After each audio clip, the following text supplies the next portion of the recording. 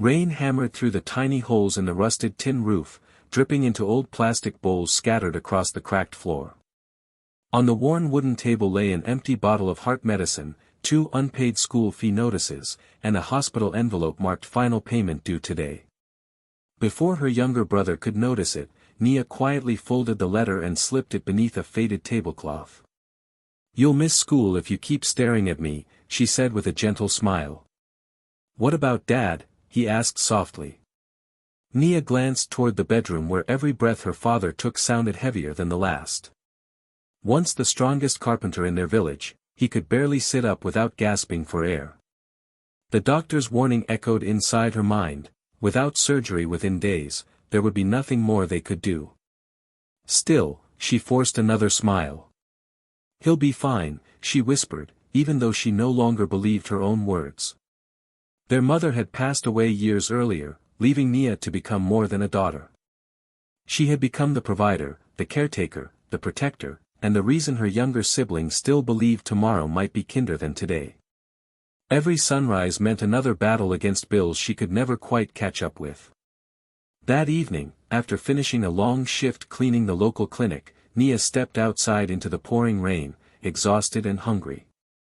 Just as she adjusted the old bag hanging from her shoulder, she noticed an elderly man stumble near the hospital entrance before collapsing onto the wet pavement. People hesitated, but Nia didn't. She rushed forward, knelt beside him, supported his head, called for help, and stayed by his side until doctors safely wheeled him inside. She expected nothing in return. Helping someone had simply become part of who she was. What she didn't know was that someone else had witnessed everything from across the parking area. The following morning, the quiet street outside her modest home was interrupted by the arrival of a sleek black SUV.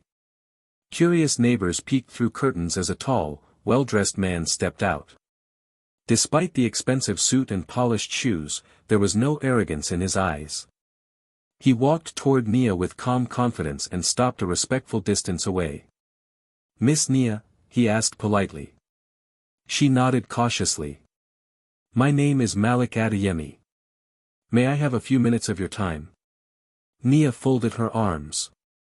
"If you're here because of yesterday, I don't accept rewards for helping people." A faint smile crossed Malik's face. "Good. Because I didn't come to offer one." His expression turned serious. "The man you saved is my grandfather's closest friend. While looking into his condition, I learned about your family, and your father's illness." Nia's face tightened. She hated when strangers knew about her struggles. "I'm sorry for what your family is facing," Malik continued. "But I've come because I believe we can help each other." She frowned. "I don't understand." Malik took a slow breath before saying the words that would change both their lives forever. "I need a wife, for 1 year. A legal marriage. In return, your father's surgery will be paid for immediately. Your family's debts will disappear. Your brother and sister will finish school without worrying about fees. Everything your family needs will be taken care of." For a long moment, the only sound between them was the rain falling from the roof. Nia searched his face, expecting to find mockery, pity, or hidden cruelty. Instead, she found something she couldn't understand. "Why me?" she asked quietly. Malik looked away for just a second before meeting her eyes again. "Because I need someone I can trust." Nia stood frozen, her heart pounding as she looked back at the tiny house that held everything she loved. Saving her father had always seemed impossible. But now, the impossible was standing right in front of her, asking her to marry a complete stranger. Nia barely slept that night. Every time she closed her eyes, she saw her father's tired face and heard Malik's impossible proposal echoing inside her mind. By sunrise, she had reached one conclusion. If this man was serious, then she would not meet him as a desperate woman begging for help. She would meet him as someone protecting her family's future. When Malik called later that morning, she surprised him with a condition of her own. "I won't discuss marriage in a restaurant or inside your car," she said calmly. "If this is real, we meet in a lawyer's office." There was a brief silence before Malik answered, "Fair enough." A few hours later, Nia walked into one of the most respected law firms in the city. Every polished floor and expensive painting reminded her how different Malik's world was from hers, but she refused to let it show. Sitting beside his lawyer, Malik stood as she entered. "Thank you for coming," he said politely. "Don't thank me yet," Nia replied.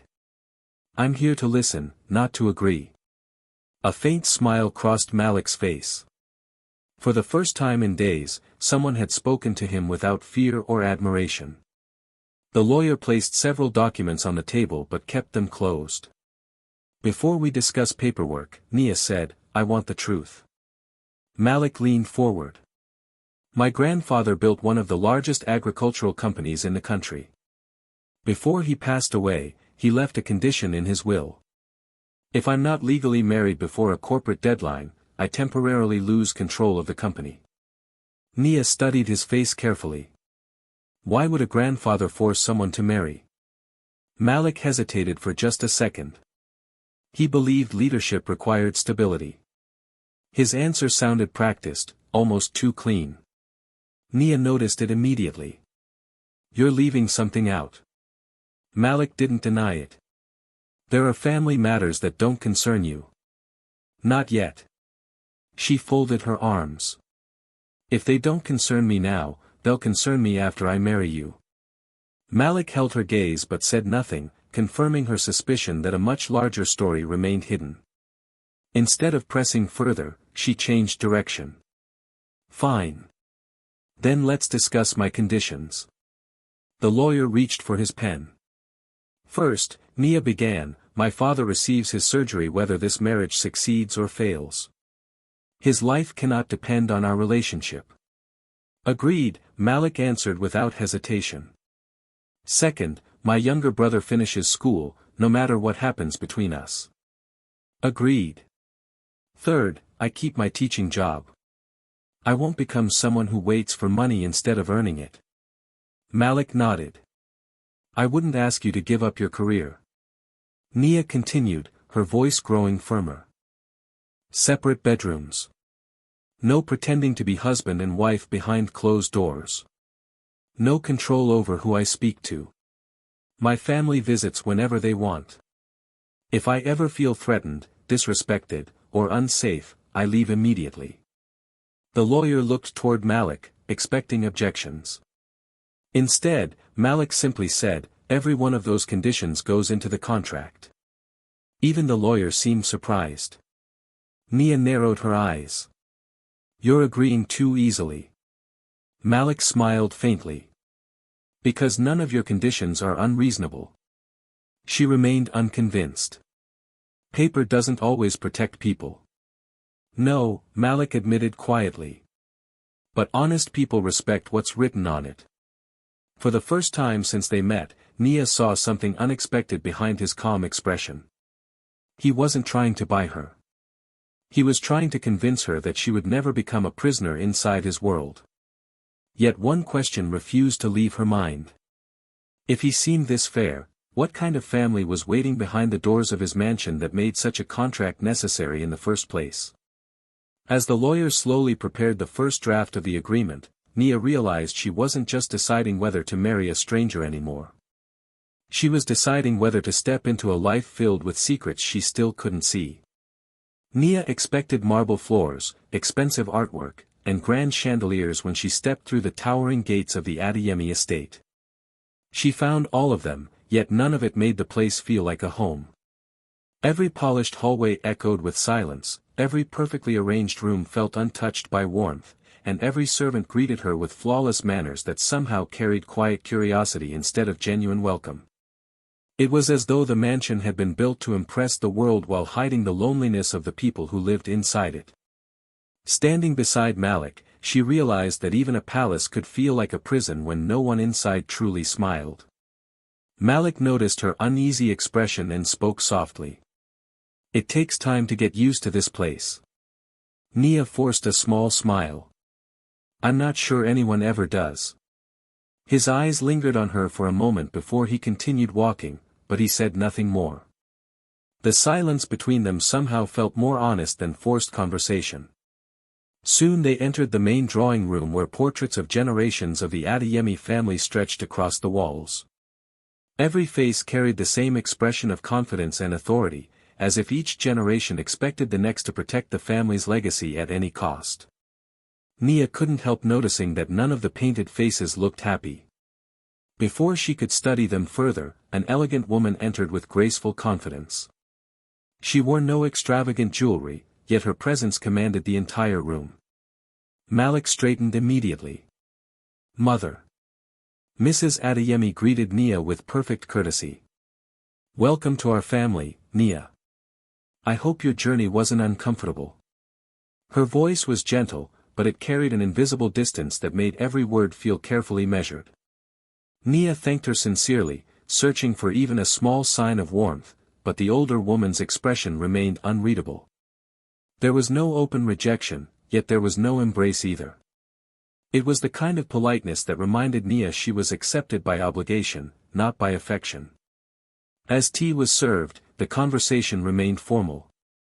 Mrs. Adeyemi asked about Nia's teaching career, her parents, and her hometown without ever crossing into personal emotion. She listened carefully, nodded respectfully, and changed subjects before any real connection could form. Nia sensed this wasn't cruelty. It was caution. Someone who had learned long ago that trusting people too quickly came with painful consequences. Before the meeting ended, another family member entered with an energetic smile that immediately changed the atmosphere. "So this is the famous bride everyone keeps talking about." The young man laughed warmly as he extended his hand. "I'm Tund, Malik's cousin." His friendly attitude felt refreshing after the heavy formality of the house. He joked easily, complimented Nia's confidence, and even offered to show her around the estate whenever she wished. Malik watched quietly from across the room, saying very little. Nia appreciated Tund's kindness, but something about the way his eyes constantly studied her reactions made her instinctively remain careful. He asked harmless questions that somehow felt unusually specific. "Do you plan to stay here permanently? Will your family visit often? Are you interested in the company?" Each question sounded casual, yet together they felt like pieces of a puzzle he was quietly assembling. Later that afternoon, Malik attended an executive meeting, leaving Nia free to explore the mansion. She wandered through elegant corridors lined with priceless sculptures and polished wooden floors until she reached a quiet library overlooking endless farmland. The peaceful view reminded her of home, and for the first time that day she allowed herself to breathe. She opened her worn school bag, removed a stack of student assignments, and began marking them with a red pen. Luxury had not changed who she was. Her students still deserved their teacher's attention, no matter where she lived now. An elderly housekeeper passed by and paused in surprise. "Madam, you are working." Nia smiled without looking up. "My students are waiting for these tomorrow." The woman stared for a moment before nodding respectfully and walking away. Word traveled through the mansion faster than Nia realized. By evening, several servants quietly whispered that the new Mrs. Adeyemi spent her first day grading homework instead of admiring expensive jewelry or redesigning her private suite. Some seemed confused. Others appeared quietly impressed. That evening, Nia called home. Her younger brother excitedly described fixing part of the leaking roof with neighbors. Her little sister proudly announced she had earned the highest score in mathematics. Then her father's tired but stronger voice filled the phone. "Are you eating properly?" he asked. Nia laughed softly through tears. "You should be asking about yourself." "I'm recovering because of you," he replied gently. "Never forget that." After the call ended, she stood alone on the balcony staring into the darkness beyond the estate. The distance between her new life and her old one suddenly felt enormous. Behind her, hidden inside another room, several senior executives questioned Malik's judgment. One of them spoke bluntly. Marrying an ordinary schoolteacher was reckless. Investors are already asking questions. Another added, "People are wondering whether you're still capable of leading this family." Malik answered calmly. Leadership isn't decided by social status. The room fell silent, but their expressions revealed they remained unconvinced. As Nia watched the moonlight spread across the endless fields, she couldn't shake the feeling that beneath the mansion's peaceful appearance, invisible battles had already begun. She simply didn't know who was standing beside her, and who was quietly waiting for her to fall. The attacks began so quietly that, at first, Nia almost believed she was imagining them. No one shouted at her. No one insulted her to her face. Instead, conversation stopped the moment she entered a room. Invitations somehow never reached her. Smiles appeared warm until she turned away, and whispers followed behind her like invisible shadows. It was a different kind of battlefield, one where reputations were wounded instead of bodies. Within a week of her arrival, Malik's uncle, Victor Admy, decided it was time to uncover the truth about the woman who had suddenly become part of the family. He was one of the company's oldest board members, respected for his sharp business instincts and feared for his patience. Victor believed every person had a hidden price, and he refused to accept that his nephew had married an ordinary schoolteacher for honorable reasons. Sitting inside his private office, he calmly instructed a trusted investigator, "I want every detail of her life. Friends, teachers, neighbors, finances, mistakes, if she's hiding something, I want it on my desk." The investigator nodded silently and left without asking a single question. Victor leaned back in his chair with complete confidence. No one is as innocent as they pretend to be. While the investigation quietly unfolded, another battle was already beginning. Anonymous posts appeared across social media questioning Nia's sudden rise into one of the country's wealthiest families. "Another gold digger finds her jackpot," one headline read. Another claimed she had carefully targeted Malik after learning about his inheritance. None of the stories contained evidence, but they spread quickly because people often preferred scandal over truth. Even strangers who had never met her confidently discussed her character as though they had known her for years. Nia first discovered the rumors during lunch at school when a fellow teacher nervously placed a phone on the table. "I didn't want you to hear it from someone else." Nia read the headlines without speaking. Every accusation twisted reality into something unrecognizable. She expected anger, but what she felt instead was exhaustion. She quietly handed the phone back and continued eating. Her colleague looked at her with concern. "You're not going to respond?" Nia gently shook her head. People who already believe lies rarely change their minds because of explanations. That afternoon, she returned to teaching with the same calm smile her students had always known.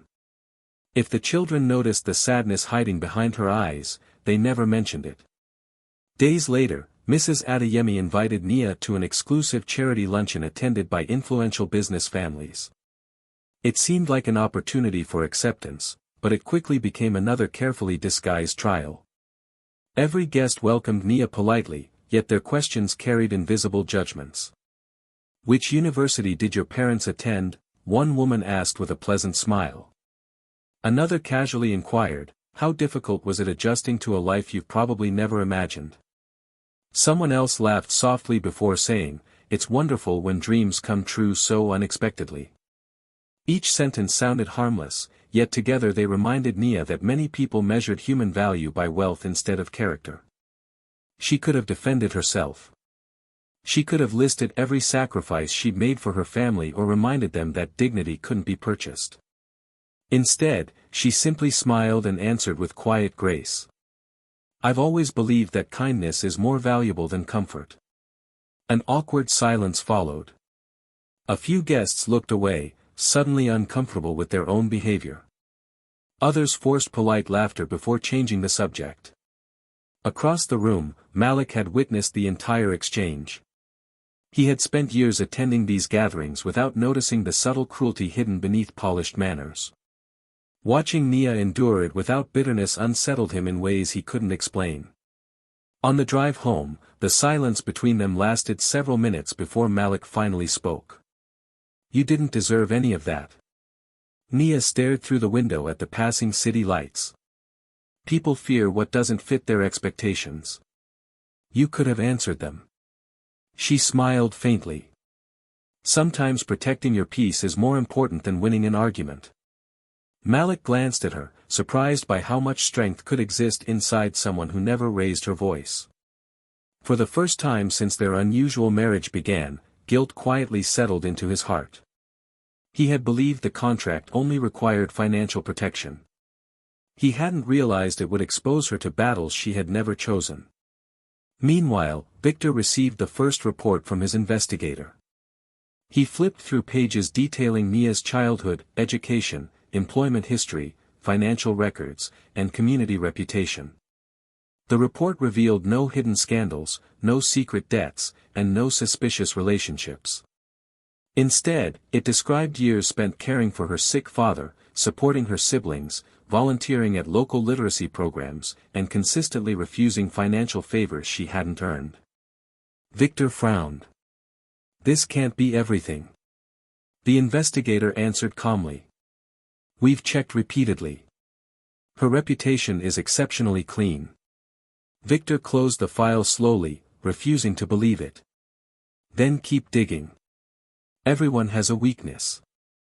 Unknown to both of them, someone else inside the mansion quietly photographed confidential family documents before sending anonymous messages to gossip reporters.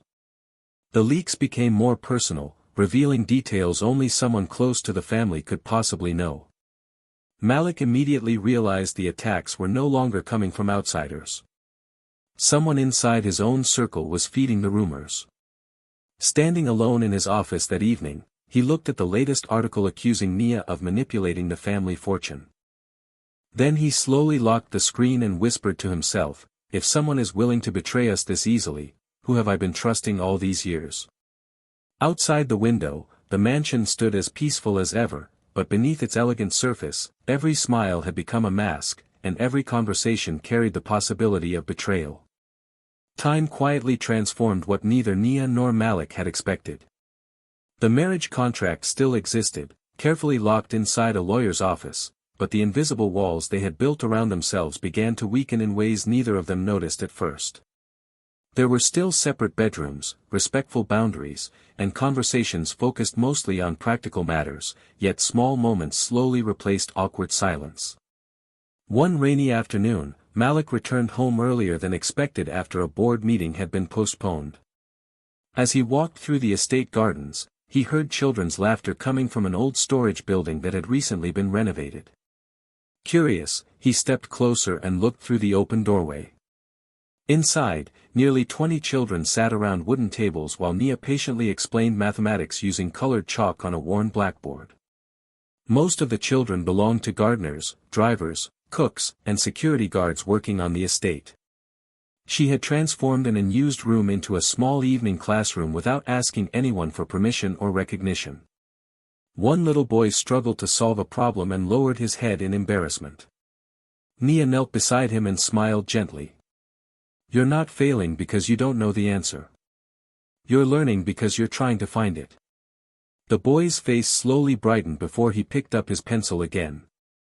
Malik stood outside longer than he intended, silently watching the respect those children had for her. None of them cared that she now lived in a mansion. They loved her because she made each of them believe they mattered. Without saying a word, Malik quietly turned and walked away before anyone noticed he had been there. The following morning, Nia accidentally discovered a different side of Malik. She had visited one of the company offices to deliver documents when an accountant mistakenly handed her a financial report intended for Malik. Before returning it, one page caught her attention. It listed dozens of anonymous donations supporting rural hospitals, orphan education programs, and emergency medical centers across remote villages. The amounts were enormous, yet nowhere did the Admy family name appear. Confused, she asked the accountant, who manages these charity accounts. The woman smiled politely. Mr. Malik personally oversees them. He insists every donation remain anonymous. He says people should remember the help, not the person giving it. Nia quietly folded the papers and returned them without another question. That evening, as Malik prepared coffee in the kitchen, she finally spoke. Why didn't you ever tell me about the hospitals? Malik paused before answering. Because they weren't meant to impress anyone. She looked at him thoughtfully. Most wealthy people want their names carved into buildings. He shrugged with a faint smile. The patients don't recover faster because my name is on the wall. For the first time, Nia laughed freely in front of him, and the sound filled the room with a warmth neither of them had expected. Days later, while organizing old files together, an unexpected conversation revealed wounds far deeper than either had imagined. Malik stared at a faded family photograph before quietly saying, "Do you know what people usually asked me growing up?" Nia shook her head. "Not whether I was happy. Not what I dreamed about. They always asked how much the company would be worth when I inherited it." He smiled sadly. "After a while, I stopped wondering whether people liked me, or simply liked what my last name could give them." Nia remained silent for a moment before answering with equal honesty. "I spent so many years believing love meant giving everything away. Every dream I had became less important than someone else's need. Somewhere along the way, I forgot that love should also make you feel safe." Their eyes met briefly before both looked away. Neither realized how much trust had quietly grown between them. They had begun sharing truths they had never spoken aloud before, yet neither dared give those feelings a name. The contract still had months remaining, and crossing that invisible line felt more dangerous than either was willing to admit. One evening, Malik found Nia asleep in the library after grading dozens of school assignments. A blanket had slipped onto the floor beside her. Without waking her, he gently covered her shoulders, switched off the bright reading lamp, and quietly left the room. The next morning, Nia noticed the blanket and smiled to herself without asking who had placed it there. Neither mentioned the moment, yet both remembered it. Their growing closeness wasn't built on grand romantic gestures. It was built on quiet kindness repeated so often that it slowly became impossible to ignore. But peace inside the mansion never lasted for long. During a routine financial review, Malik noticed something deeply troubling. Several agricultural projects approved months earlier had mysteriously failed despite receiving full funding. Equipment deliveries had disappeared. Contracts had been altered without authorization. Investors were receiving false performance reports that painted him as an irresponsible leader incapable of managing the company. At first, he suspected simple administrative mistakes. Then his chief financial officer quietly placed another file on his desk. This wasn't an accident. Malik opened the documents and felt his expression harden. Every forged signature belonged to someone with direct access to confidential company systems. Whoever was responsible wasn't working outside the organization. They were operating from within its highest levels.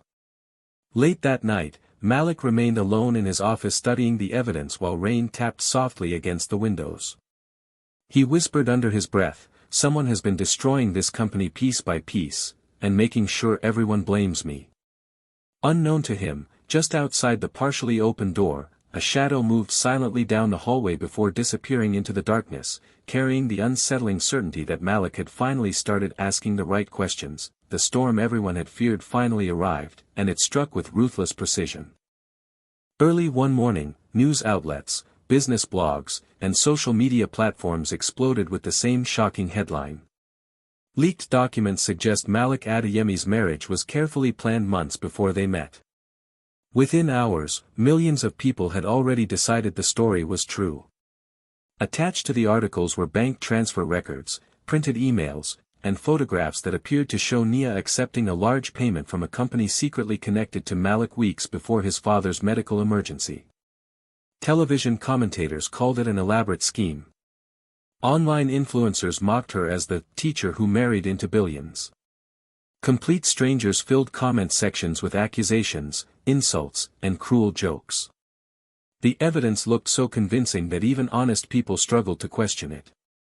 Nia stared silently at the headlines from the breakfast table while her untouched tea slowly grew cold.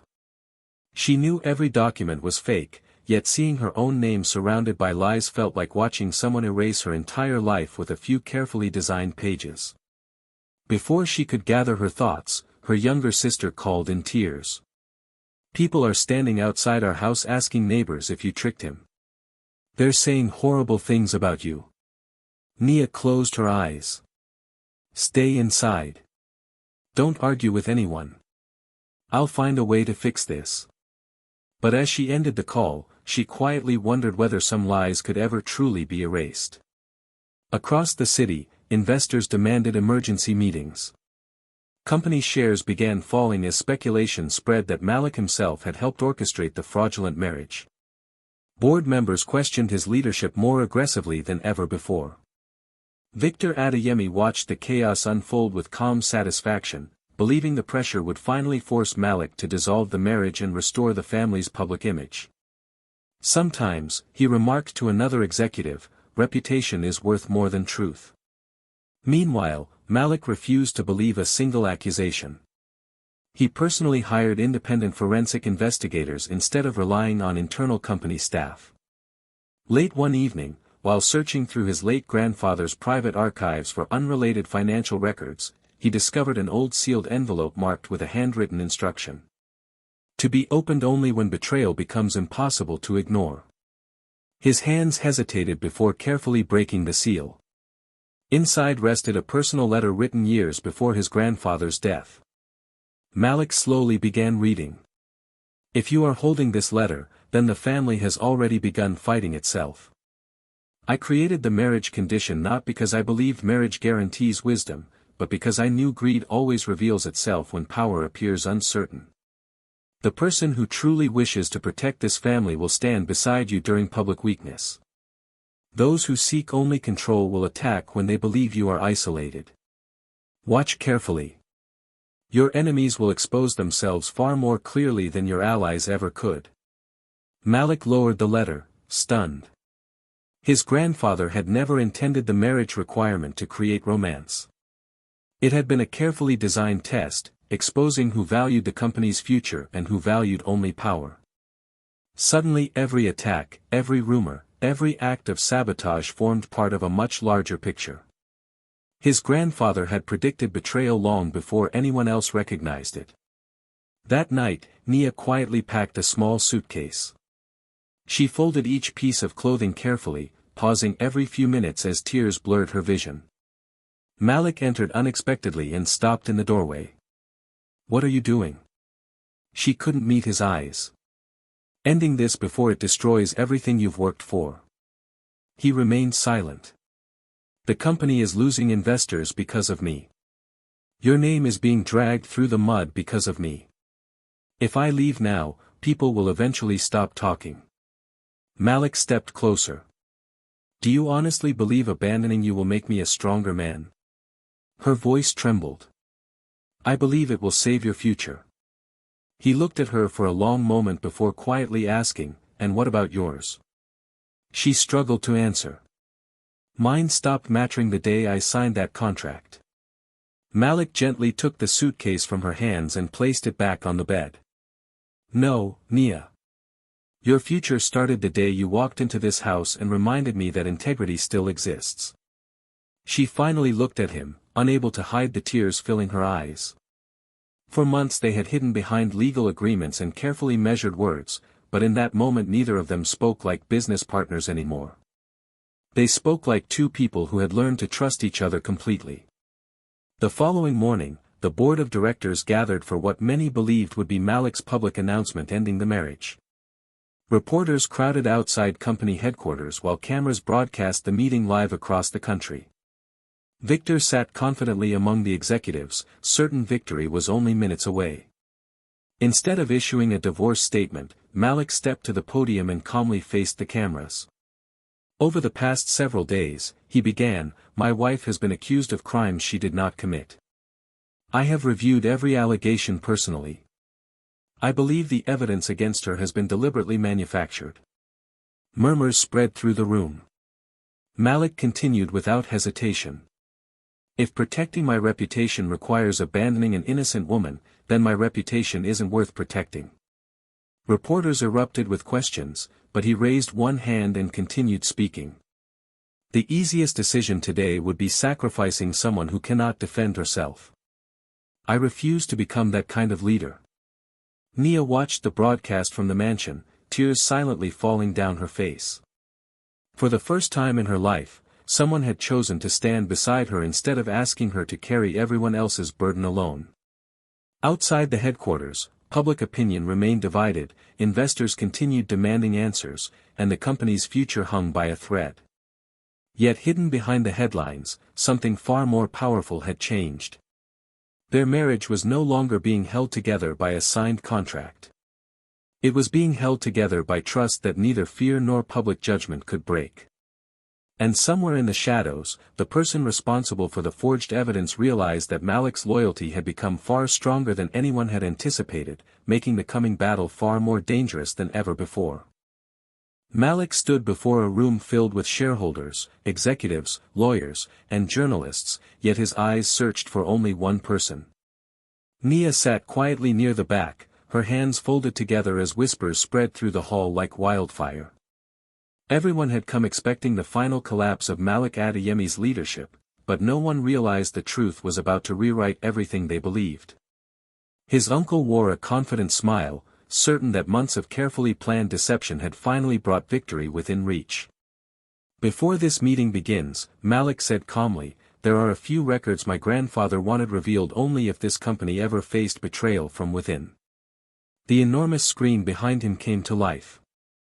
One document after another appeared before the stunned audience. Financial transfers. Forged signatures. Secret communications. Hidden accounts. Every piece of evidence pointed toward one person. The smile slowly disappeared from his uncle's face as lawyers exchanged alarmed glances. Then an elderly attorney stepped forward carrying a sealed envelope that had remained untouched since Malik's grandfather passed away. "These instructions were written many years ago," the attorney announced. "They were to be opened only if members of the family attempted to destroy one another for control of the company." The letter explained everything. Malik's grandfather had never created the marriage condition to force romance. He had designed it as a test of character. He believed that anyone willing to attack an honest marriage simply to gain power would eventually expose their own corruption. The room fell into complete silence. Every accusation against Nia suddenly looked exactly as it was, a carefully manufactured lie. Investigators confirmed that fake documents had been planted, anonymous rumors had been funded, and company projects had been sabotaged from inside the organization for years. Malik's uncle tried denying everything, but every denial uncovered another piece of evidence. By the end of the meeting, the board voted unanimously to remove him from every position of authority while legal authorities escorted him from the building. Justice arrived without shouting, without revenge, and without violence. The truth simply proved stronger than deception. Reporters rushed outside chasing headlines, but Malik ignored every microphone waiting for him. Instead, he walked quietly toward Nia. "It's over," he whispered with a tired smile. For the first time in months, she saw the weight disappear from his shoulders. Several weeks later, peace finally returned to the estate. Business stabilized, the rumors faded, and life slowly became ordinary again. One quiet afternoon Malik invited Nia into his office. A single folder rested on the desk between them. He gently pushed it toward her. "The contract has officially ended," he said. "These are the divorce papers. They've already been signed." Nia stared at the documents without touching them. Malik continued softly, "When we met, you sacrificed your future to save your family. You honored every promise you made.